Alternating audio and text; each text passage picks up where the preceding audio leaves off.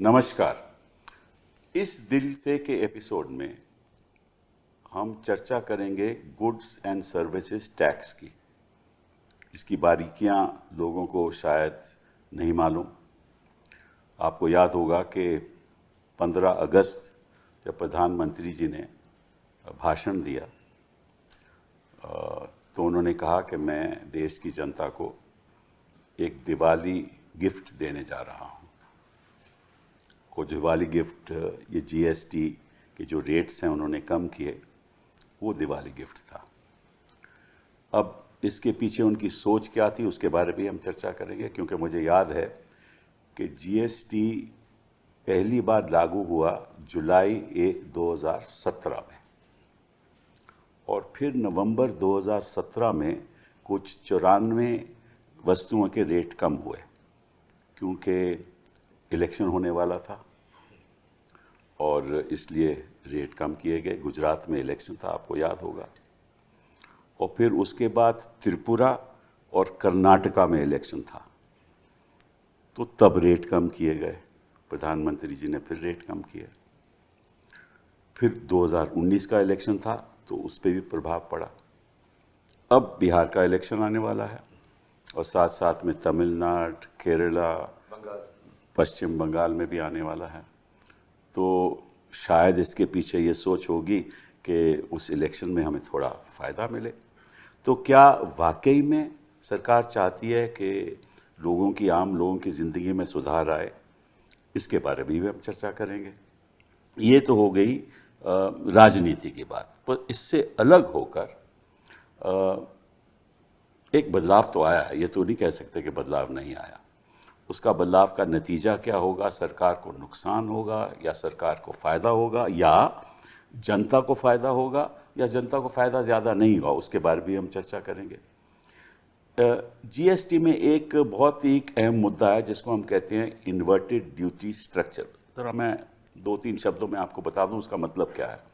उसका मतलब यह है कि अगर आप यान खरीदो तो उस पर आपका जो जीएसटी है वो 18% है, लेकिन अगर आप वो कपड़ा बेचने जाओ तो वो 5% रह जाता है। तो उसका नतीजा क्या होगा, कितना फ़ायदा होगा? अगर आप दवाई खरीदने जाओ, कोई ड्रग खरीदने जाओ, तो उस पर जीएसटी 5% है, लेकिन अगर उसकी जो इनपुट्स हैं, जो इंग्रेडिएंट्स हैं, उस पर 18% है। ऐसे ट्रांसपोर्टेशन सेक्टर और बाकी सेक्टर्स में भी है। तो इनके बारे में भी हम चर्चा करेंगे। तीसरा मुद्दा जो उठेगा वो ये है कि सरकार को क्या रेवेन्यू नुकसान होगा, आमदनी का नुकसान होगा या फ़ायदा होगा? अगर नुकसान होगा तो कितना नुकसान होगा? आपको मालूम है कि इनकम टैक्स ने भी, सरकार ने आम जनता को राहत दी, अच्छी बात है। इसमें भी सरकार जनता को राहत दे रही है, अच्छी बात है।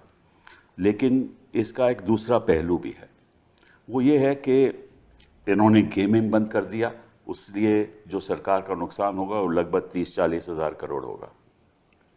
साथ में कुछ एस्टिमेट्स ये हैं कि क्योंकि इन्होंने इतनी राहत दी है और 4 रेट से 2 रेट पे ले आए हैं। पहले 4 रेट थे 5%, 12% और 18 और 28। अब रह गए हैं 18 और 5। और जो सिन गुड्स, जिसको हम कहते हैं, बड़ी लग्जरी कार्स को खरीदने जाए उसको हम सिन गुड्स कहते हैं, उस पर 40%। उसमें तो कमाएंगे भी, वो 40,000 करोड़ का लगभग उनको फ़ायदा भी होगा। लेकिन ओवरऑल नुकसान इनको जो होगा, जो रेवेन्यू लॉस होगा, वो लगभग, मुझे ऐसा लगता है कि 1 लाख करोड़ से ज़्यादा होगा। लेकिन बाकी जो एस्टिमेट्स हैं वो ये हैं कि भाई 45-47 हज़ार करोड़ होगा। तो कितना नुकसान होगा, कितना फ़ायदा होगा? अच्छा, कितने प्रदेशों को नुकसान होगा, क्योंकि कितने प्रदेशों को फ़ायदा होगा, इस पे भी चर्चा होगी। क्योंकि जो प्रोड्यूसिंग स्टेट्स हैं उनको तो मिलता नहीं है, क्योंकि ये कंजम्पशन ओरिएंटेड टैक्स है। तो जहाँ वस्तुएं कंज्यूम होगी वहाँ उनको फ़ायदा होगा, उन स्टेट्स को फ़ायदा होगा। तो जो पुअरर स्टेट्स हैं उनको फ़ायदा होगा, जो रिच स्टेट्स हैं, तमिलनाडु जैसे, शायद उनको नुकसान हो। तो ये एक बहुत ही, मतलब कि ये कोई आसान मुद्दा नहीं है। तो इसके बारे में हम 3 ऐसे लोगों को आपके सामने लाए हैं जो इसकी बारीकियां जानते हैं। मैं तो ज़्यादा नहीं जानता, मैं तो मोटे तौर पे जानता हूँ। एक इकोनॉमिस्ट हैं हमारे, Arun Kumar ji. Thank you Arun Kumar ji for coming here. Economist, public intellectual, author, आपने बीएससी एमएससी सेंट स्टीवन से किया, पीएचडी जेएनयू से किया।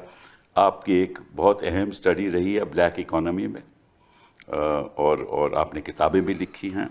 आपने जीएसटी भी आपने किताब लिखी है।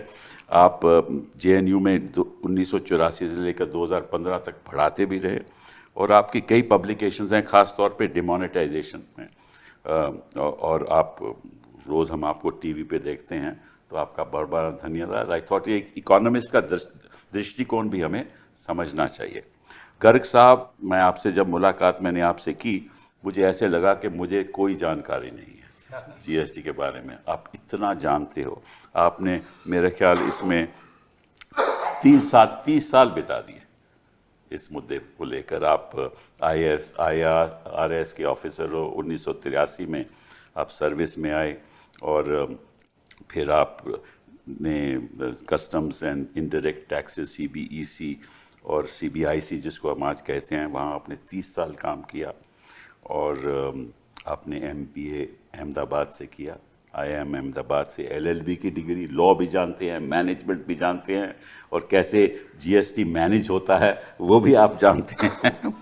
और फिर आपने 2000 में डिप्टी सेक्रेटरी आप बने customs and international affairs from the finance ministry, और आप एडवाइज़र भी रहे, CBEC के एडवाइज़र भी रहे। और 2010 में आप जॉइंट सेक्रेटरी रहे मिनिस्ट्री ऑफ फाइनेंस में। और फिर आपने कई रिटायरमेंट के बाद भी आपने सरकार को कई एडवाइजरी रोल में आपने सरकार की मदद की। और पंजाब में आपने एडवाइज़र रहे टू द चीफ मिनिस्टर। तो आपको बहुत बढ़िया जानकारी है इसके बारे में। तो आप, I hope that you enrich us with your knowledge. Saket, you are of course one of the youngest members of parliament, और आपने TMC को अभी 2021 में ज्वाइन किया। 2023 में आप मेरे कॉलीग रहे, हाँ, तब से आप मेरे कॉलीग हो राज्यसभा में। और आपने शुरुआत एज अ जर्नलिस्ट की, और आप लिखते रहते हो। कॉरेस्पॉन्डेंस रहे आप फाइनेंशियल टाइम्स में।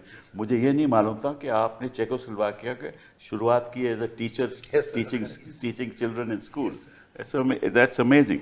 और आपकी भी मेरा ख्याल दृष्टिकोण, जो आपकी जानकारी GST में, मुझे लोग कहते हैं बहुत बहुत बहुत है, तो आपका भी आपका राजनीतिक नज़रिया, आप उसके बारे में हम आपसे चर्चा करेंगे। अरुण जी, ये बताइए कि कितना फ़ायदा होगा और कितना नुकसान होगा सरकार को?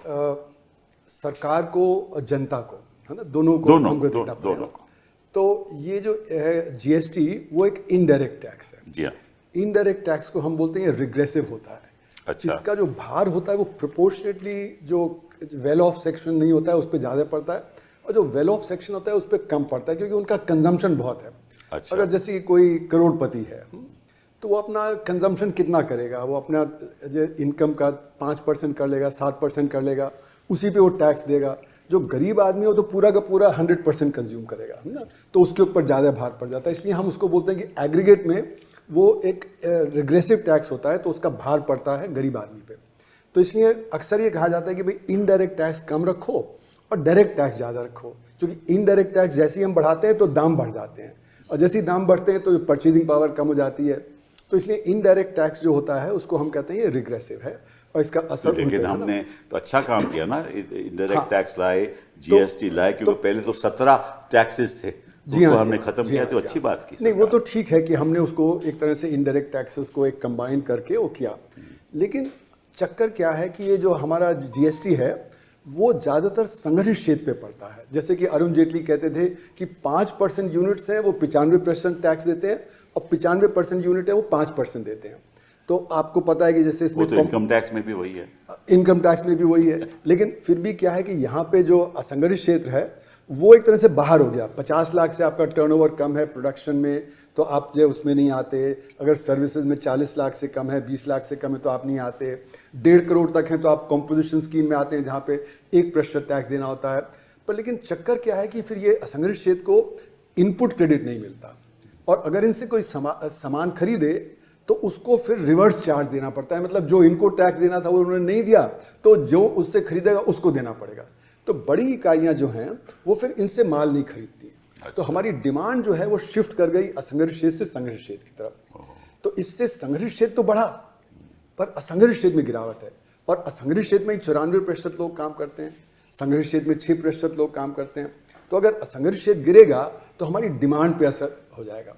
तो अभी जो टैक्स का रिडक्शन हुआ है वो संगठित क्षेत्र को तो फायदा पहुंचाएगा, लेकिन वो डिमांड और ज्यादा असंगठित क्षेत्र से संगठित क्षेत्र में चली जाएगी। तो जैसे कि अगर आप आटा खरीदते हैं तो आपने पैकेज वाला खरीदा तो वहां आपको फायदा मिलेगा, लेकिन जो अनपैकेज वाला है उसका तो दाम वहीं का वहीं रहेगा।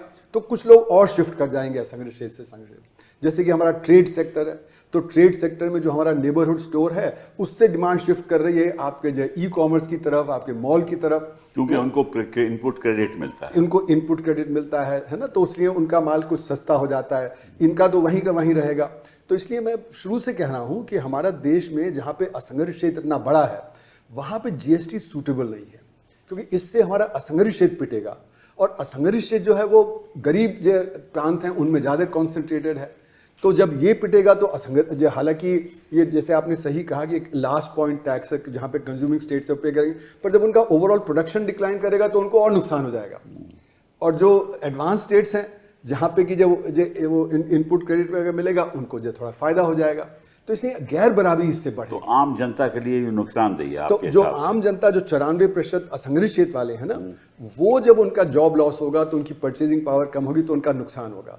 तो हमने ये क्यों इस समय 15 अगस्त की स्पीच में हमने रखा, क्योंकि ट्रंप साहब ने 7 अगस्त को ये एग्जीक्यूटिव ऑर्डर साइन किया कि अब हम पीनल टैरिफ लगाएंगे इंडिया के ऊपर 25%।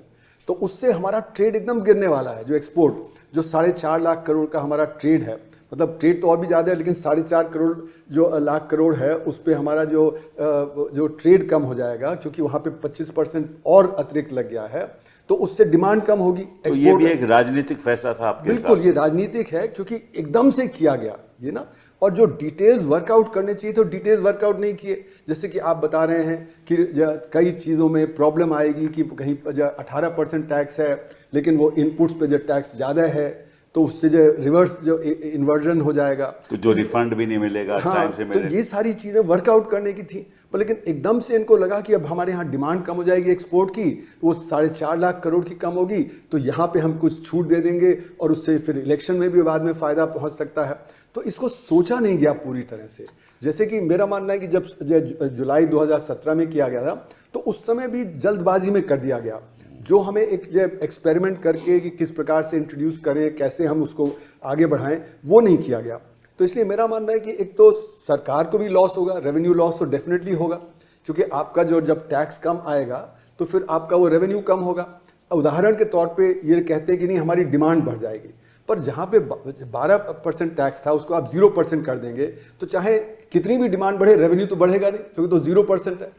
तो उसी तरह कारों पे अगर आपने 28% से 18% कर दिया तो आपका जो टैक्स रेवेन्यू है वो 35% गिर गया, लेकिन जो कंज्यूमर है उसको तो 5% ही फायदा हुआ। तो 5% जो प्राइस का फायदा होगा तो उससे वो डिमांड 3 गुना नहीं बढ़ेगी, थोड़ी बहुत डिमांड बढ़ेगी पर उतनी नहीं बढ़ेगी। गर्ग साहब ये बताइए कितना नुकसान होगा सरकार को आपके हिसाब से? ओके, क्या ये जो 4 रेट्स में 2 रेट कम हुए हैं इसका पीछे सोच क्या है? क्या कितना नुकसान होगा सरकार को और कितना फायदा होगा कंज्यूमर को आपके नजरिए से? सर पहले रेट्स को समझ लेते हैं। जब 17 में ये आया टैक्स तो सरकार ने रेट्स कैसे निश्चित किए? सरकार ने सब टैक्सेस जो जीएसटी से पहले लगते थे उनको टोटल किया और जो क्लोजेस्ट रेट बैठा उसमें डाल दिया। तो सर जो स्टेट्स थी वो वैट लेती थी, कोई 12.5, कोई 14, कोई 15, और एक्साइज थी 12 ऑन दी नेट वैल्यू। तो उन्होंने कहा 26-27 से लेकर 31 तक बैठ रहा है, 28 बना दिया। नीचे का रेट एक्साइज 6 थी, वैट भी किसी का 5 किसी का 6, उन्होंने 12 कर दिया। और बीच में सर्विसेज थी 15.36 थी, तो उनको 18 कर दिया और इंटरमीडिएट्स को कर दिया। अब ये जो 2 रेट उस टाइम प्रिंसिपल रेट्स थे 28 और 12, ये दोनों उड़ गए हैं सर। अब 28 को हमने 18 पे ले आए हैं, 12 को हम 5 पे ले आए हैं। दूसरी चीज ये भी जाननी जरूरी है कि अब 5 एक यूनिफॉर्म रेट नहीं है। अच्छा, वो कैसे? 5 के 4 रेट्स हैं। वो कैसे? ये भी पहले समझना पड़ेगा, क्योंकि ये गलतफहमी चल रही है। एक तो 5 वो है जिसको क्रेडिट पूरा मिलेगा। अच्छा तो that is a genuine GST rate of 5%। अच्छा उसके बाद वो है जिसको सिर्फ इनपुट सर्विसेज का क्रेडिट मिलेगा। अच्छा, वो कैसे, ज़रा समझा दीजिए। मान लीजिए मैंने कोई सर्विस आगे दी, मेरे को पीछे से कुछ सर्विस आ रही है, सर्विसेज का ले लूंगा, गुड्स का और कैपिटल गुड्स का नहीं तो मिलेगा। सर्विसेज की बात कर रहे हैं। सर्विसेज में मिलेगा 5। कुछ में बिल्कुल क्रेडिट नहीं मिलेगा। अच्छा मैंने मना कर दिया कि आपका 5 रेट है, बिल्कुल क्रेडिट नहीं मिलेगा। अब उस पर इम्पैक्ट तो ज्यादा है सर, वो करेक्ट। तो किसी ना किसी फॉर्म में लेगा। फिर जो पहली फॉर्म है जिसको 5 फुल क्रेडिट भी दिया है, वो हो सकता है 5 में इन्वर्टेड ड्यूटी स्ट्रक्चर हो, जैसे मैंने बताया। आपने बताया। अब उसको रिफंड सिर्फ गुड्स का मिलेगा, इनपुट्स का। अच्छा, उसको सर्विस सर्विसेज का रिफंड नहीं मिलेगा उसको। ओह आई सी। तो अब उस पे तो वो नुकसान हो जाएगा उसको। उसको वेस्ट हो जाएगा। तो उसके ऊपर जो इफेक्टिव टैक्सेशन है वो 5 ना होके 7, 8 कुछ भी हो सकती है, डिपेंडिंग कि उसकी इनपुट्स कितने पे आ रही है। ओह आई सी। अब ये एक अलग कॉम्प्लिकेशन है। अगर आप इंडिया की इंडस्ट्री उस पे मान लो 7 या 8 भर रही है, इंपोर्ट तो 5 पे आ जाएगा सर। जी हाँ बिल्कुल। तो ये चीज़ें जो हैं ये खो रही हैं इन चीज़ों में। वेरस ये जो हुआ है इसमें बहुत चीज़ें सॉल्व हुई हैं। अब 17 में मैं आपको एक एक्सट्रीम एग्जांपल अच्छाई भी है, लेकिन बहुत अच्छाई है नुकसान सर। के बारे में लोगों नुकसान ने- भी है क्योंकि इसको किया जा सकता था कंट्रोल। जी हाँ। जैसे मैं आपको पहले का एग्जांपल देता हूँ, 17 में ये हुआ। अगर मैं मिठाई में प्रसाद लेता था, जी हाँ। प्रसाद तो मैं वो भगवान को चढ़ाऊंगा, वो 0 ड्यूटी था। करेक्ट अगर मैं उस प्रसाद को मिठाई की तरह खाता था तो 5 था सर। करेक्ट। अगर वो प्रसाद चिक्की की फॉर्म में था तो 12 था। प्रसाद नहीं, मिठाई थी। चिक्की होती थी तो 12 थी।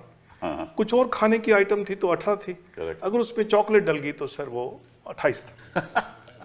अब सरकार ने ये बहुत कमाल की बात की है कि अब एरेटेड बेवरेजेस को छोड़ के हाँ हर चीज या तो 5 है या तो 0 है। जी हाँ। तो अब ये झगड़े थे रोटी वर्सेस पराठा वो वर्सेस खत्म हो ब्रेड, गए, वो खत्म हो गए। उस तरह की चीजें सर सब खत्म। बहुत अच्छी बात होगी। वो सब अच्छी बात होगी, वो झगड़े थे। अब जब 5 का टैक्स होगा सर, उसमें जनरली अगर आप एक पूरे भारतवर्ष की एवरेज ले 3, 3.5, 4% का इनपुट क्रेडिट होगा, तो लोग आपको कोई बहुत ज़्यादा टैक्स नहीं देने वाले, 1-1.5% है।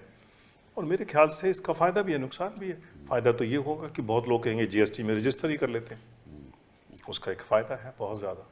लोग डिक्लेरेशन करेंगे और इकोनॉमी जिसको हम बोलते हैं फॉर्मलाइज अच्छी हो बात है। जाएगी। और दिक्कत यह है कि इसके साथ अगर हम सिंप्लीफाई ना करें, लोगों को तकलीफ वही रहे और एक जिसको हम इंस्पेक्टर राज कहते हैं और वो चालू रहे, तो लोग घबराएंगे।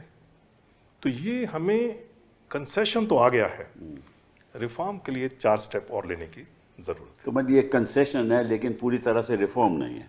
मतलब कुछ तो जैसे मैंने आपको क्लासिफिकेशन इसको डिस्प्यूट का बताया, क्या ये रिफॉर्म इसको है? इनकम्प्लीट है सर। जैसे हम बॉल बी में ले गए हैं, जो हॉकी में गोल करना होता है ना सर, करेक्ट। वहां चूक गए थोड़ा सा। मतलब करेक्ट।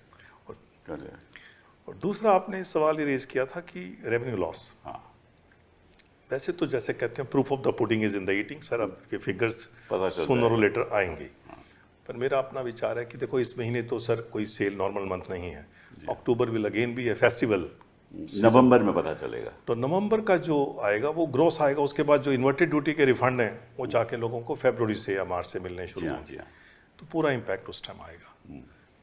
पर एक जैसे होता है कि भाई बॉल पार्क नंबर सोचते हैं कि आप क्या होगा, उस पर मैं सिर्फ ये चाहता हूँ कि जैसे मान लीजिए आप उस प्रोडक्ट को ले लीजिए, 2 व्हीलर्स को ले लीजिए या छोटी कार को ले लीजिए कि 28 से 18 हो गया, जी हाँ तो ज़्यादातर लोगों के दिमाग में है कि आप टैक्स 18/28 रह जाएगा। जी हाँ जी सर ऐसे जीएसटी नहीं होता।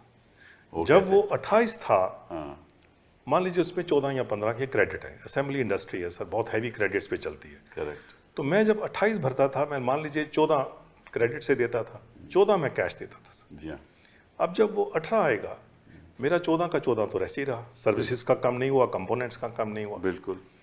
अब मेरा कैश रह गया 4। तो मैं 14 से जब 4 पे आता हूँ, तो नुकसान 72% 70-72% का नुकसान हो जाएगा। रेवेन्यू लॉस हो सकता है। तो ये मतलब सोचा नहीं। नहीं, मैं ये नहीं कहना चाहता। अब 28 से जब 40 हो रहा है कुछ चीज़ों का, तो उसमें एडवांटेज, उसमें 40,000 करोड़ कह रहे उसमें हैं। एडवांटेज भी होगी। इसी तरीके से जब 12 से 5 होगा तो ये नुकसान आपको 7/12 नहीं है, I understand. उसमें अब आपको product to product, service to service वो देखना पड़ेगा। बट ऐसा कुछ लग रहा है कि शायद बाकी इकोनॉमी कितनी बढ़ेगी, आफ्टर ऑल सरकार में हम एक बात कहा करते थे कि सरकार की बॉटम लाइन प्रॉफिट नहीं होती सर, सरकार की बॉटम लाइन होती है फिस्कल डेफिसिट, करेक्ट, बजट में लास्ट। अब ये जितना भी लॉस हो, 48,000 बोला है सरकार ने 23-24 के हिसाब से, इस साल अगर आप उसको थोड़ा एक्स्ट्रापोलेट करेंगे तो वैसे ही 60,000 करोड़ बन जाएगा। अब ये 60 हो या ज़्यादा हो, ये पैसा कुछ लोग कहते हैं 1 लाख के लगभग रहेगा। लेट्स से 1 लाख ले लीजिए। अब वो 1 लाख जब सरकार कम करेगी तो सरकार कम खर्चेगी या तो फिस्कल डेफिसिट बढ़ाएगी। करेक्ट, नहीं फिर कुछ सोशल सेक्टर में खर्चना तो जरूरी है ना। तो सर अगर आप पिछले 2-3 साल का बजट देखें तो expenditure as a proportion of GST GDP वो बढ़ा नहीं, घटा है सर। घटा। अगर वो घटेगा और इधर कंजम्पशन बढ़ेगी, अब इसका जीडीपी पे क्या इम्पैक्ट होगा ये सर फ्यूचर बताएगा। आप बताएंगे क्या इम्पैक्ट होगा? सर इसमें जो सबसे बड़ी दिक्कत है वो ये है कि जीएसटी का जो टैक्स, क्योंकि पहले जैसे आपने कहा वैट था, एक्साइज था स्टेट्स का, वो हटा के यूनिफाइड स्ट्रक्चर जीएसटी का किया गया। तो इसमें से आधा पोर्शन जो है वो स्टेट्स को जाता है, आधा पोर्शन सेंटर के पास रहता है। अब सर आप शिक्षा देखने जाएंगे, एजुकेशन, हेल्थ केयर, ये सब स्टेट सब्जेक्ट्स हैं कॉन्स्टिट्यूशन में। तो इसमें जो कोई भी सोशल स्पेंडिंग है उसका भार ज़्यादा करके राज्य सरकारों पे होता है। तो इसमें जब रेवेन्यू लॉस होता है, केंद्र सरकार की भी जो स्कीमें हैं, काफ़ी लोगों को पता नहीं होता है कि जो केंद्र सरकार की स्कीमें हैं उसमें भी 50% हिस्सा राज्य सरकारों का होता है, केंद्र पूरा पैसा नहीं देता है। तो जब रेवेन्यू लॉस होता है उसका स्टेट्स के ऊपर असर, क्योंकि स्टेट्स को सोशल वेलफेयर स्पेंडिंग सेंटर से ज़्यादा करनी होती है, पहली बात। दूसरी बात यह है सर कि जो सेस नाम का कंपोनेंट होता है जो हर इसमें टैक्स वो तो शेयर होता नहीं है, वो शेयर होता नहीं है। तो रेवेन्यू लॉस का इंपैक्ट इसमें स्टेट्स पे ज़्यादा होगा, क्योंकि वो 1% 2% सेस में से सेंट्रल गवर्नमेंट तो अपना रेवेन्यू वहाँ से लेती रहेगी। और इसमें सर इशू ये है कि ये फेडरलिज्म की जब हम बात करते हैं, जब पिछले साल हमारी चीफ मिनिस्टर ममता बनर्जी ने चिट्ठी लिखी थी फाइनेंस मिनिस्टर को कि आप ये इंश्योरेंस पे जो 18% जीएसटी वो हटा दीजिए, तो तभी पार्लियामेंट में फाइनेंस मिनिस्टर ने कहा कि ये निर्णय तो केंद्र सरकार का होता नहीं है, ये तो जीएसटी काउंसिल का होता है जहाँ सब राज्यों का रिप्रेजेंटेशन। अब तो हो गया ना। नहीं तो सर इसमें इंटरेस्टिंग बात यह है, जब 15 अगस्त को प्रधानमंत्री ने कहा कि मैं आपको दिवाली गिफ्ट दे रहा हूं, तभी तो जीएसटी काउंसिल से तो कोई बात हुई नहीं थी। लेकिन प्रधानमंत्री ने निर्णय लिया और जीएसटी काउंसिल से उन्हें रबर स्टैंप कराया, क्योंकि ज्यादा करके राज्य सरकारें हैं वो एनडीए की हैं। तो एक जगह आप कहते हैं हमारे हाथ में नहीं है, जीएसटी काउंसिल के पास है, लेकिन जब चुनावी जुमला करना तो होता है, कि राजनीतिक सवाल खड़ा कर हाँ, दिया। चुनावी जुमला करना होता है तब राज्यों को कोई पूछते नहीं है। प्रधानमंत्री 15 अगस्त को स्पीच दे देते हैं और उस तरीके से राज्यों का उसके ऊपर रबर स्टैंप लग जाता है। तो एक फेडरलिज्म की जो बात आती है सर यहाँ पे, तो सरकार ये कर सकती थी पहले भी, तो चुनाव की जरूरत क्यों होती है इसके लिए? नहीं बड़ी 8 साल के बाद ये सब काम करना, इनको तो मालूम था कि लोगों को नुकसान हो रहा है, बड़ी इसमें प्रॉब्लम्स आ रही हैं, लिटिगेशन बढ़ रहा है, लगभग 1 लाख अपील्स पेंडिंग है, ठीक है ना। और इसमें धांधलीबाजी भी हो रही है, फ्रॉड जीएसटी भी चल रहा है, ब्लैक मनी भी बढ़ रही है, ये तो चल ही रहा है। तो इनको पहले ही सोचना चाहिए था। इन्होंने 8 साल इंतजार क्यों? सर ब्लैक मनी पे तो प्रधानमंत्री ने कहा आप स्वदेशी करोगे तो मैं ब्लैक मनी को भी नजरअंदाज कर दूंगा, ये उन्होंने नहीं, वो तो अब भाषण में अलग कहा। बात हो गई ना, वो तो अलग बात हो सर जीएसटी का और जो गर्ग साहब कह रहे थे वो भी एक फैक्ट है। जितने हम राज्यों में लोगों से बात करते हैं इंडस्ट्रियलिस्ट से, सर रेट कम किए हैं, लेकिन जो कंप्लायंस होता है वो छोटे बिजनेसेस के लिए बहुत मुश्किल होता है। सर आप एक मिस करोगे तो वही वहाँ पे बात जीएसटी उस पे मैं इंस्पेक्टर आने आ वाला जाएगा। हूँ, वही आने वाला हूँ कि एमएसएमई सेक्टर में क्या इसका प्रभाव पड़ेगा। सर एमएसएमई जैसे प्रोफेसर साहब ने कहा है कि वो ऑर्गेनाइज से अनऑर्गेनाइज सेक्टर का जो कंपैरेटिव डिफरेंस था वो कम हो गया है, तो उनकी डिमांड पे थोड़ा पड़ेगा। बट मैं ये भी थोड़ा सा कहना चाहूँगा कि कुछ जगह पे अनऑर्गेनाइज को फ़ायदा भी हो सकता है। अच्छा। अब क्या करते हैं, जीएसटी कैसे वर्क करता है सर? अब जब मेरा टैक्स 5 है तो मुझे पता है कि मुझे इन्वर्टेड ड्यूटी में सर्विसेज का क्रेडिट नहीं मिलना, जी हाँ, तो हम इसको मैनेजमेंट जार्गन में बोलते हैं मेक और बाय डिसीजन शुरू हो जाता है कि अब ये काम मैं इन हाउस करूँगा। अच्छा। मैं बाहर से लेता था कोई चीज़, इन हाउस करूँगा तो कोई टैक्स नहीं है सर। वो इनकी उनको ताकत है अनाउंस करने की पहले। बहुत लोग करना शुरू कर देते हैं। मैं जैसे आपको एक रफ एग्जांपल देता हूँ कि अगर मैं हॉस्पिटल हूँ, मेरे पे टैक्स नहीं लगता, तो मैं सारी बेडशीट पर्दे जो हैं वो या तो सिंपल धोबी से धुलवाने शुरू कर दूंगा या इन हाउस धुलवा लूंगा। मैं किसी ड्राई क्लीनर या ऑर्गेनाइज बंदे को नहीं भेजूंगा। वो बहुत मुश्किल काम है, वो एग्जाम्पल आसान नहीं है। आप रेस्टोरेंट्स में देखेंगे कि 5% विदाउट क्रेडिट्स है। बहुत सारा काम उन्होंने उस लोगों को भी शिफ्ट कर देते हैं। मैं ये देखना चाहता हूँ, but it's very difficult because as professor have rightly said कि इकोनॉमी का साइज इस तरीके का कि आप बहुत ज्यादा तादाद में वो नहीं कर सकते, हाँ, बड़ा बहुत मुश्किल। मुश्किल है। मेरे ख्याल में हमें एमएसएमई को ना डिसएग्रीगेट करना चाहिए, जो मैं बार बार कहता हूँ ना, इसमें मीडियम, स्मॉल और माइक्रो। तो मीडियम और स्मॉल तो करीब 6 लाख यूनिट है, और माइक्रो यूनिट करीब 7.5 करोड़ हैं। और एमएसएमई का 97.5% रोजगार जो होता है वो माइक्रो सेक्टर से आता है, सिर्फ 2.5% ही जो मीडियम और स्मॉल से आता है ना। और मीडियम काफ़ी हद तक वो जीएसटी में है, स्मॉल का एक हिस्सा जो जीएसटी में है, एक हिस्सा जो और छोटा है वो माइक्रो नहीं। का माइक्रो का तो है नहीं, स्मॉल का एक हिस्सा है, एक हिस्सा नहीं है, जी है हाँ। ना? जो हिस्सा नहीं है उसको परेशानी होती है इनपुट क्रेडिट की, करेक्ट है ना। उसको इनपुट क्रेडिट नहीं होता, उसके दाम वहीं के वहीं रह जाते हैं, जबकि जो बड़ा सेक्टर है उसके दाम कम हो जाते हैं। इसीलिए आप देखें, जैसे कि उदाहरण के तौर पे लेदर गुड सेक्टर, उसमें 20% ऑर्गेनाइज्ड है, 80% अनऑर्गेनाइज्ड है, और डिमांड शिफ्ट कर गई होता है। लगेज इंडस्ट्री में जो मतलब वीआईपी के जो चेयरमैन हैं, उन्होंने CNBC पे एक इंटरव्यू में कहा कि हम लोग बहुत खुश हैं। जगन्नाथन जी जो प्रेशर कुकर इंडस्ट्री के चेयरमैन हैं, उन्होंने कहा कि हम 5 बड़े यूनिट है, 25 छोटे हैं, हम बहुत खुश हैं, हमारी डिमांड 24% बढ़ रही है, क्योंकि माइक्रो सेक्टर और स्मॉल सेक्टर कोप नहीं कर पा रहा। जगह जगह सेक्टर्स में आप देखें, ट्रेड तो सेकंड बिगेस्ट एम्प्लॉयर है, तो वहां पे भी यही हो रहा है। तो इसलिए मेरा ये मानना है आपके हिसाब से अनएम्प्लॉयमेंट बढ़ेगी, अनएम्प्लॉयमेंट बढ़ जाएगी, क्योंकि ये अनऑर्गेनाइज सेक्टर गिरेगा, और ये अनऑर्गेनाइज आप सेक्टर सहमत हो इस बात से? मैक्रो इकोनॉमिक्स लेवल पे लग रहा है सर, बिल्कुल अच्छा। इस तरफ जा रहा है सर। अब सवाल ये उठता है कि क्या इससे डिमांड बढ़ेगी। अब जैसे कि गर्ग साहब ने बिल्कुल सही कहा कि अगर आप जो कार 128 पे खरीदते थे, 100 पे 28 लग गया, अब आप 118 पे खरीदोगे, तो आपका वो जो गिरावट हुई वो 10 हुई 128 पे, यानी कि 6% की गिरावट। लेकिन सरकार का जो रेवेन्यू है, जो उन्होंने कहा उसको अभी एक तरह से छोड़ भी दें, तो जो 28 से 18 गिरा तो 36% गिरा। करेक्ट। तो रेवेन्यू 36% गिरेगा, जबकि जो कंज्यूमर है उसको सिर्फ 6% का फायदा है। तो वो कितनी डिमांड बढ़ाएगा जिससे कि पुराना रेवेन्यू मिले? 3 गुना। तो 3 गुना तो कारों की डिमांड बढ़ने वाली नहीं है एकदम से, तो रेवेन्यू लॉस तो अभी होना तो ही। गर्ग साहब ने कहा कि इसकी असली जो इसका प्रभाव है वो पता चलेगा फरवरी मार्च। पर हमको तो अभी थियोरेटिकली भी ये लग रहा है कि जो रेवेन्यू लॉस है वो काफ़ी होगा, जो अभी कैलकुलेट नहीं किया जा रहा। और जैसे गर्ग साहब ने सही बोला कि 2023-24 के ही आंकड़े डिसएग्रीगेटेड हैं, उसके आधार पे 48,000 करोड़ रुपए बताया गया है ना। Correct. पर लेकिन उनका ये 48,000 करोड़ जो है वो नेट है, क्योंकि जो आप देखें तो कई चीज़ों में लॉस होगा, कुछ चीज़ों में जहाँ पे 28 से 40 है वो बढ़ जाएगा।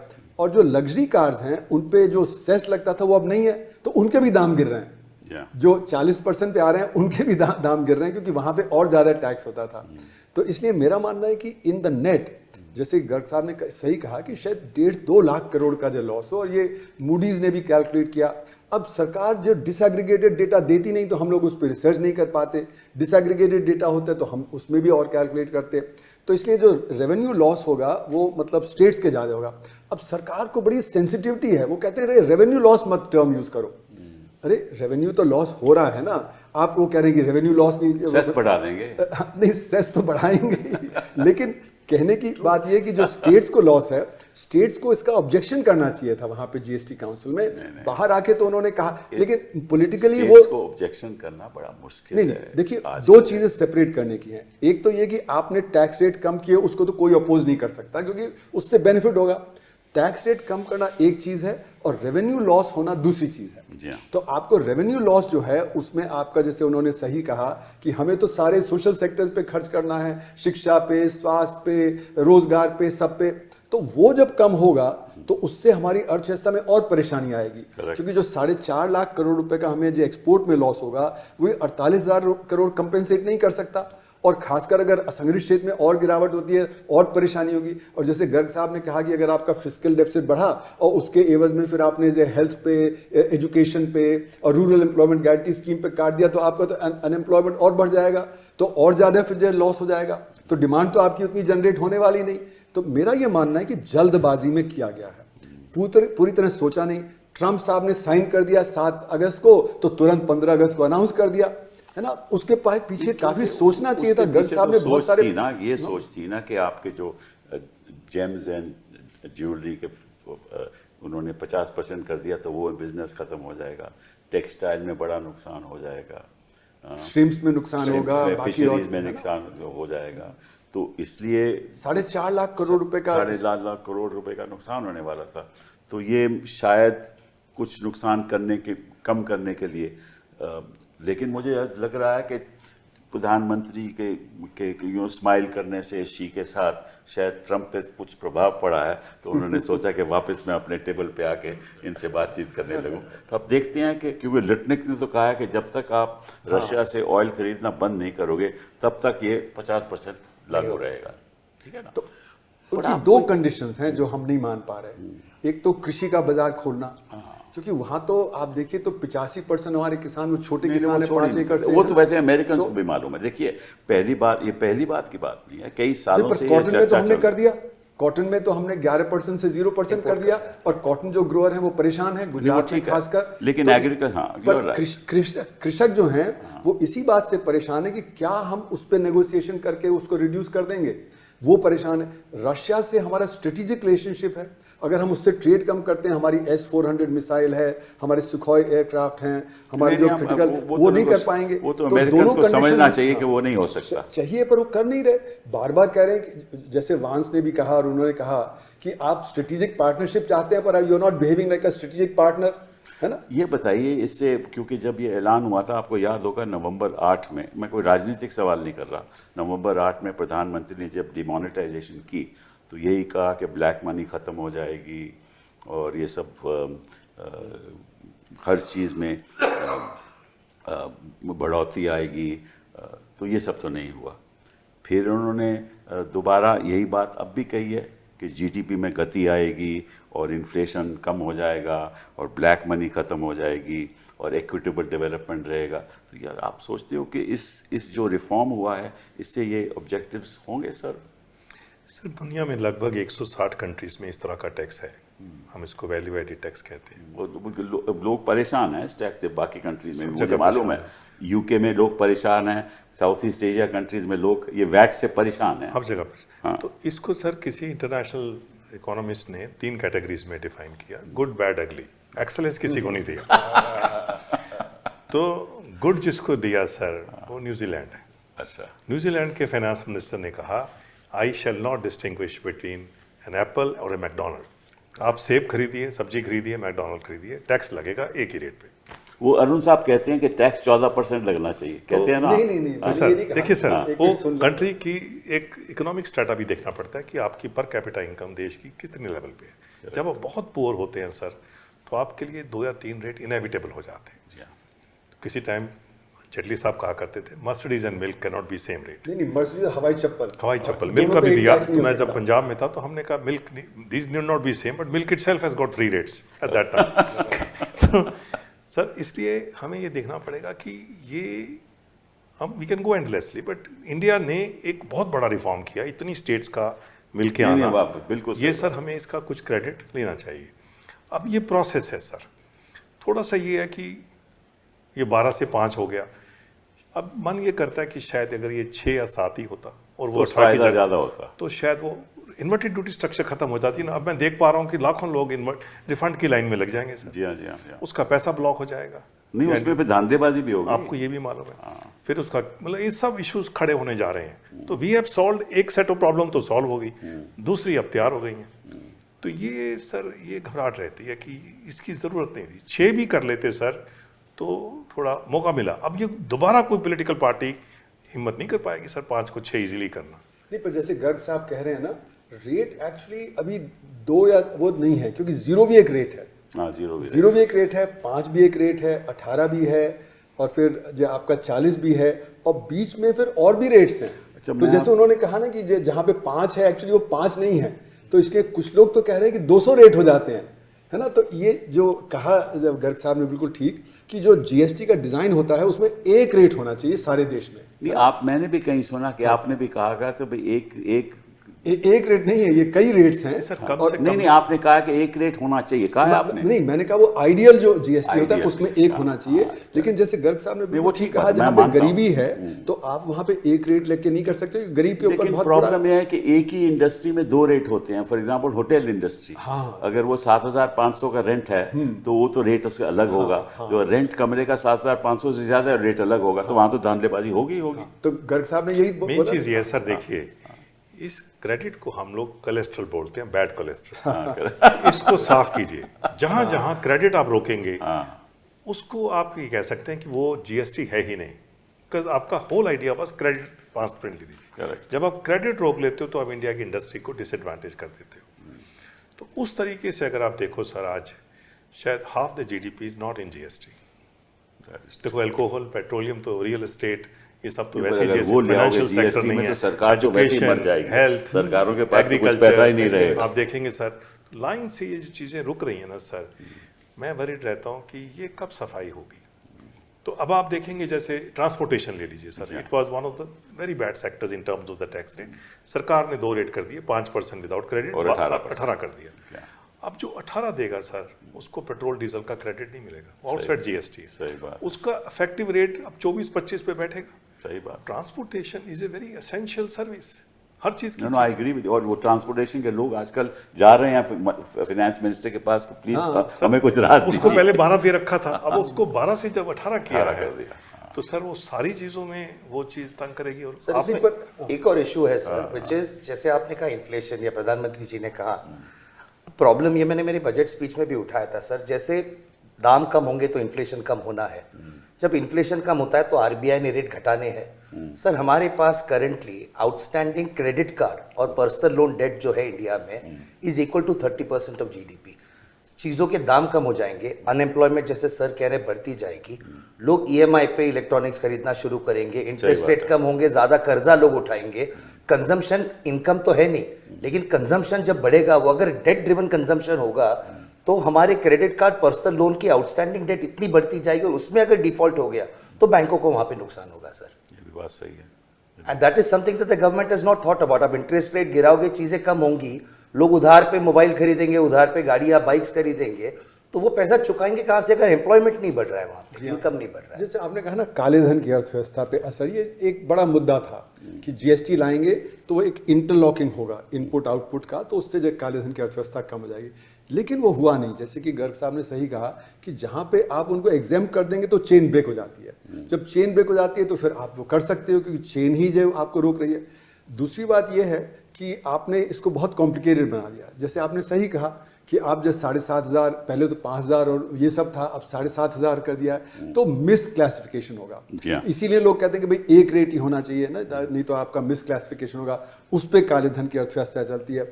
फिर जैसे कि आप ट्रांसपोर्ट कर रहे हो, है ना, तो ई बिल का चक्कर है, तो वहाँ पे बहुत सारे फर्जी ई बिल हो रहे हैं। फिर आपका जो फॉल्स, मैं तो कई केस ऐसे करता हूँ जहाँ ये सब धांधलेबाजी हो रही है। इनपुट क्रेडिट है, उसमें फेक कंपनी सेटअप हो रही है ढेर सारी, आप रोज पकड़ते रहते हो। और एक बार तो पार्लियामेंट में ही जो वो फाइनेंस मिनिस्टर कहा कि 2 लाख करोड़ का तो लॉस हो गया ब्लैक इकॉनमी की वजह से। तो इससे ब्लैक इकॉनमी रुकी नहीं, हालांकि होना चाहिए था, पर क्योंकि इतनी कॉम्प्लिकेटेड स्ट्रक्चर है, उसमें दसियों तरह से आप मैनिपुलेट करके काली कमाई कर सकते हो। और जैसे कि अगर आप देखें तो हमारे यहाँ जैसे ये करीब 2-2.5 करोड़ हैं जो रजिस्टर्ड हैं, पर एक्चुअली में अगर आप देखें तो हमारे यहाँ जो बिजनेसेस हैं वो तो करीब 8-9 करोड़ हैं। तो अभी 8-9 करोड़ जो बिजनेस है वो तो उसमें 2-2.5 करोड़ ही इसमें आए हैं, और वो भी जो गड़बड़ी कर रहे हैं क्योंकि उसमें फेक कंपनीज वगैरह सेटअप हो रही हैं।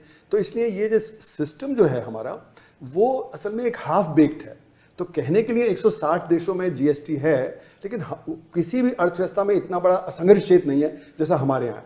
तो जो असंगठित क्षेत्र है उसकी एक स्पेशल रिक्वायरमेंट होती है। तो इसलिए जीएसटी की बड़ी परेशानियां चलती रहेंगी, और इसीलिए सोच समझ के इसको इम्प्लीमेंट करना चाहिए था। लेकिन क्योंकि ट्रंप साहब ने साइन कर दिया तो इसमें 15 अगस्त को अनाउंस हो गया और कर दिया।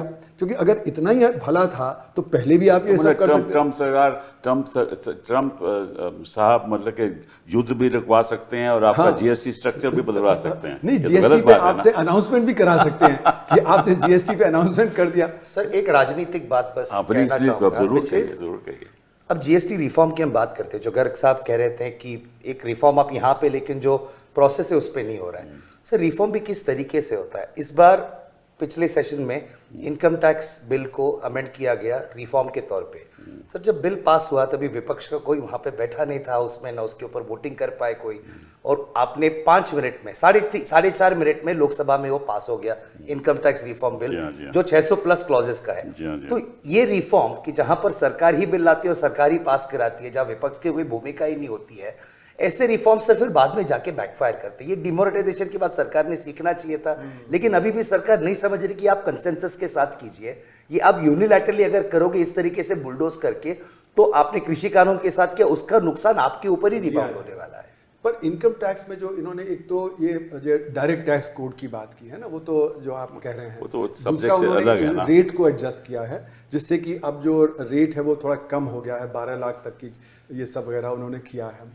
लेकिन आपके कितने लोगों को फायदा उससे पहुंचेगा? आपके तो 9.5 करोड़ लोग हैं जो या तो TDS फाइल करते हैं या रिटर्न फाइल करते हैं, उसमें जो इफेक्टिव टैक्स पेयर हैं वो ज्यादा 3 करोड़ वो तो हमें मालूम है ना, तो इसलिए 6.5 करोड़ है वो तो बाहर है। अरुण जी, तो ये जरा इनकम टैक्स की बात मैं पिछली बार जब GST अनाउंस हुआ था ना, तो जो सोच थी कि टैक्स GDP रेशो बढ़ेगा, यही सोच थी। अगर मैं आंकड़े आपको बताऊं कि 2015-16 में जो टैक्स GDP रेशो था वो 11% था और 23-24 में 11.9% हो गया, और टोटल टैक्स जो था वो 16 GDP 16.73% था, वो 18.5% हो गया, तो बड़ा कम गेन हुआ। तो जो ये सोच थी कि भाई टैक्स GDP रेशो बढ़ जाएगा, वो हुआ नहीं। उसमें सर देखिए, थोड़ा एक बात हमें सोचनी चाहिए कि 2019 में सरकार ने इनकम टैक्स रेट्स बहुत घटाए। कॉर्पोरेट टैक्स रेट का कॉर्पोरेट टैक्स का जो रेट था वो घटाया। पर्सनल इनकम टैक्स थोड़ा बढ़ा भी है। कस्टम ड्यूटीज भी काफ़ी पहले शुरू में बढ़ रही थी, अब तो प्रेशर आ गया, बहुत FTAs वगैरह एंटर हो रहे हैं। जी हाँ। तो जब ये assumptions होती है सर, हम कहते हैं all other things remaining constant, citrus paribus, वो शायद नहीं हो पाया। दूसरा, GST के भी रेट्स जो थे 17 के बाद बहुत गिराए गए। अब कुछ मार्केट में स्टडीज़ हैं, मतलब वो कहते हैं कि 20-25% तक रेट गिर गए, अभी और गिराए गए हैं रेट्स। तो वो जो टैक्स टू GDP रेशो है वो अब या तो आप कंप्लायंस से इम्प्रूव करके करिए जो है, या आप कहते हैं कि इकोनॉमिक एक्टिविटी बढ़ेगी। तो इस तरह की कुछ सीरियस स्टडी जैसी अब्रॉड मिलती हैं सर, अभी इंडिया में दिखी नहीं, जिससे आप होनी चाहिए जब तक वहाँ तो वो दूध का दूध पानी का पानी कर देते हैं एकदम कि कितना किसका असर हुआ। पर हमारे यहाँ डेटा ही नहीं देते। जैसे इनकम टैक्स का डिसएग्रीगेटेड डेटा है वो बंद कर दिया है ना, वो all India income tax statistics का डेटा आता था वो बंद कर दिया। जो एक्साइज कस्टम्स का जो वो डिसएग्रीगेटेड डेटा कमोडिटी वाइज आता था वो नहीं बंद कर चाहते दिया। ना, कई बार नहीं तो वो चाहते नहीं चाहते कि एनालिसिस हो। तो इसलिए गर्ग साहब जो कह रहे हैं वो हम लोग रिसर्चर्स कैसे करें। मैंने बड़ी मुश्किल से अपने MPhil स्टूडेंट से करवाया, बड़ी मुश्किल हुई, क्योंकि मैंने उस समय कौशिक बासु थे चीफ इकोनॉमिक एडवाइजर, उनको भी लिखा कि भाई आप तो जो रिसर्च करवाना चाहेंगे तो आप प्लीज़ कुछ करिए, तो कुछ नहीं हुआ। तो रिसर्च करना मुश्किल है, लेकिन मेरा ये मानना है कि इस पे सोचना ज़्यादा ज़रूरी था, इसको डिज़ाइन सही करना ज़रूरी था। उसके लिए हमने वो टाइम नहीं लगाया जो हमें लगाना चाहिए। 8 साल तो हमने नुकसान कराया। हाँ, तो इसलिए मेरा मानना है कि अभी भी जो हुआ उसमें पूरा सोच समझ के नहीं किया गया, जल्दबाजी में ट्रम्प साहब एक सेक्टर पे मुझे बड़ा थोड़ा सा सवाल पूछना चाहता हूँ, हेल्थ सेक्टर, क्योंकि वो सबसे ज़्यादा ज़रूरी है। उन्होंने 0 टैक्स कर दिया, इंश्योरेंस पे 0 कर दिया, तो उसका प्रभाव क्या पड़ेगा? सर ये कोई नई चीज़ नहीं हुई है। जब भी किसी को आप 0 करेंगे, हम वैट में या इस तरह के टैक्सेस में एक हम कोट यूज़ करते हैं कि when you tax somebody you exempt him, when you exempt somebody you tax him. तो ये लोगों को समझ नहीं आता, बट जरा समझाइए हमको। देखिए सर, टैक्स हर स्टेज में लगा हुआ है और इनविजिबल है। टैक्स तो फार्मर पे भी है, वो ट्रैक्टर खरीदेगा, एग्रीकल्चर इम्प्लीमेंट्स खरीदेगा, फर्टिलाइजर। अब जो अपनी वो वीट या पास ऑन नहीं कर सकता, वो पास ऑन नहीं कर सकता। अगर समझदार हो फार्मर, पढ़ा लिखा हो, या हम सरकार के तेरा सब रिटर्न हम फाइल करेंगे, तो सर उसको फायदा है कि अपने पे 2-3% टैक्स लगा ले, ताकि उसको वो इनपुट मिलेगा। वो मान लो आगे कोई बिस्किट बना रहा है तो उस पर 5 लगाया आपने, अब उसका 5 तो वो लगा, 3 जो फार्मर का वेस्ट गया, तो 8 सरकार को मिल गया। करेक्ट। तो when you will tax a farmer, you have actually exempted, सरकार को कम टैक्स मिलेगा। ये चेन टूटती है सर, ये बड़ा प्यारा टैक्स है। तो सरकार को ये बहुत ध्यान रखना पड़ता है कि मैं इंटरमीडिएट प्रोडक्ट्स को ना एग्जम्प्ट करूं, मैं फाइनल को करूं। उस स्टेज पे चेन नहीं टूटेगी। जैसे आपने फूड छोड़ दिया, फूड का क्रेडिट नहीं है जी, रेयर केस में मिलता है, उसका कोई फर्क नहीं पड़ता, आपने छोड़ दिया। पर जब आप इंटरमीडिएट छोड़ेंगे, अब इंश्योरेंस सर्विस इंटरमीडियरी है, करेक्ट, उसको किसी और को पेमेंट देनी है। करेक्ट, वो कैसे देगा? वो कैसे देगा? दूसरा ये है कि उसको पीछे से क्या आ रहा है, किसी का कम आ रहा है, किसी का ज़्यादा आ रहा है। तो ये सर आप देखेंगे जैसे जैसे आप टैक्स रेट को बदलेंगे ये इकोनॉमिक बिहेवियर को बदल देगा। मैंने आपको पहले बोला यू मेक और बाय डिसीजन, बहुत से लोग इन हाउस करना शुरू कर देंगे। मान लीजिए मैं कोई काम लेबर से करवाता हूँ, मैंने एक मैन पावर सप्लाई एजेंसी ले रखी है, उस पर 18 टैक्स लगता था, मैं क्रेडिट ले लेता था। आगे से मैं कहूँगा मैं तुझे नहीं लूँगा, मैं उसके एम्प्लॉइज़ को तो एम्प्लॉय बनाऊंगा, या मैं छोटी कंपनी ले लूँगा जिसकी टर्नओवर बहुत कम है।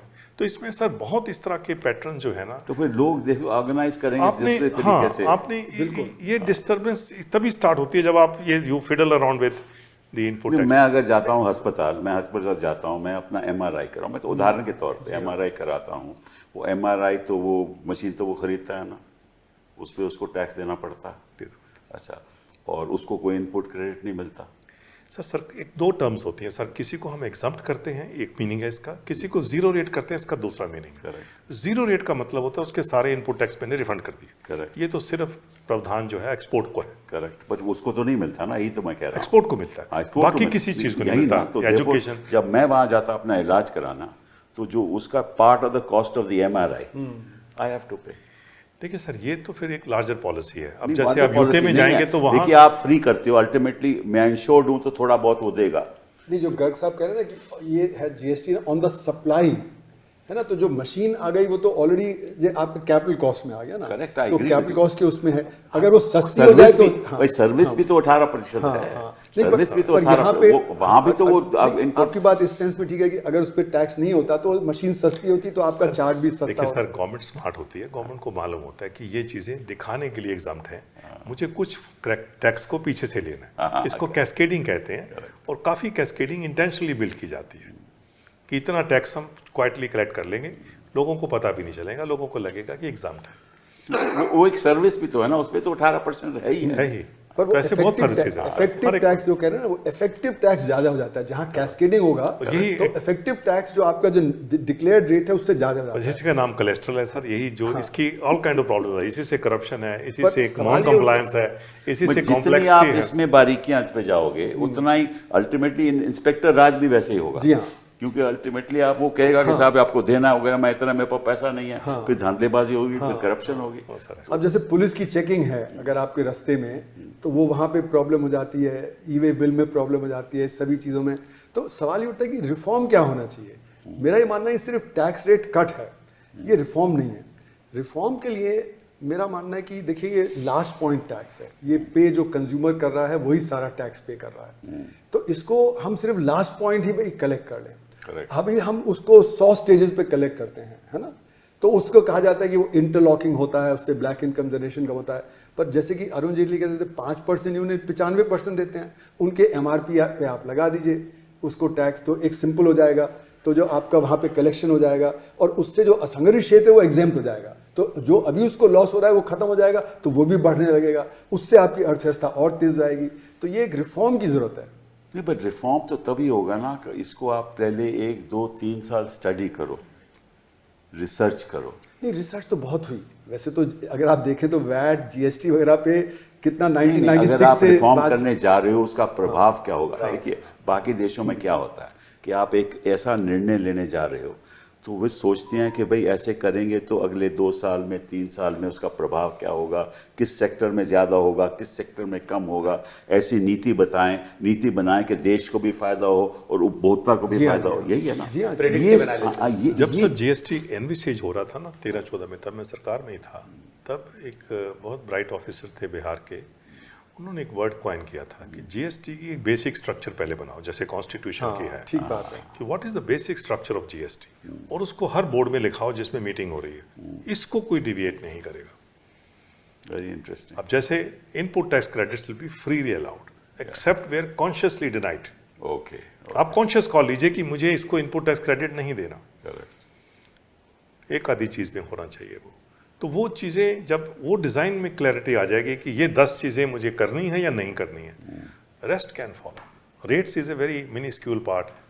जैसे 2017 में जब ये इम्प्लीमेंट हुआ उस समय भी ये बात उठी थी कि पहले एक्सपेरिमेंट कर लिया जाए थोड़े समय। नहीं, हमने तो बहुत विरोध किया। खैर मैं तो ऑपोजिशन में तब से रहा, हमने बहुत विरोध किया कि आप 4 रेट्स दे रहे हो, इसमें बड़ी प्रॉब्लम आएगी। वो प्रॉब्लम आई। प्रॉब्लम यह है कि हम ये जब निर्णय लेते हैं तो एक हम एडहॉक तरीके से निर्णय लेते हैं कि अभी हम कुछ करना पड़ेगा, तो इसके अलावा कोई अभी उपाय नहीं है। जी हाँ, जी हाँ। तो जब ऐसे निर्णय लेते हैं तो फिर नुकसान होता है, फिर डिज़ाइन ठीक नहीं जी रहता। हाँ। असली बात तो ये है। जी हाँ। तो निर्णय ठीक है, डिज़ाइन में थोड़ा प्रॉब्लम है। काफ़ी प्रॉब्लम। हाँ, थोड़ा प्रॉब्लम है। आम जनता को फ़ायदा भी होगा और अनऑर्गेनाइज सेक्टर को नुकसान भी बड़ा होगा, और इस बीच में जो इन्वर्टेड रेट स्ट्रक्चर है उससे करप्शन बढ़ेगा जी हाँ, जी हाँ। और धांधलेबाजी बढ़ेगी। देखिए, मैं आम जनता का जो शब्द है ना वो सही नहीं है, क्योंकि जो असंगठित क्षेत्र वो 94% है, और जो आम जनता हम समझते हैं वो middle class, upper middle class समझते हैं। तो एक थोड़ा सा उसको डिसएग्रीगेट करना जरूरी है। चलिए, आम कि जनता मतलब कि जो urban population, let's put it that, urban में भी तो बहुत अर्बन में भी, unorganized हाँ, वो भी है। मतलब लोग तो नहीं, but this is not 7-8 only design for middle class. तो आम आदमी भी जो आटा वाटा खरीदता है उसके लिए भी तो है ना ये। वो पैकेज आटा वाला सस्ता हो जाएगा, जो बट इसका open आटा मतलब है ये वो तो नहीं कि दूसरा खत्म हो जाएगा। ये तो फिर भी लोग खरीदेंगे वैसे आटा पैकेज। चलिए। सारे लोग पैकेज भी नहीं खरीद सकते, कईयों के पास इतना पैसा भी नहीं होता जी कि हाँ। पैकेट आटा खरीदें। तो चलेगा, वो थोड़ा दोनों चीज़ें चलेगी। लेकिन इस चर्चा से ये मुझे लगा कि डिज़ाइन अभी पूरे तरीके से ठीक नहीं है। इस पे सोच समझ के साथ एक बार बैठ के, जैसे आपने कहा कि इसका असली डिज़ाइन क्या होना चाहिए, खाका क्या होना चाहिए, ढांचा क्या होना चाहिए, और इसमें इधर उधर की बात नहीं होनी चाहिए। ये इधर उधर की बात हुई है, वो होनी नहीं चाहिए थी। फिर भी थोड़ा बहुत तो अच्छा हुआ। बहुत बहुत धन्यवाद आपका। Thank you.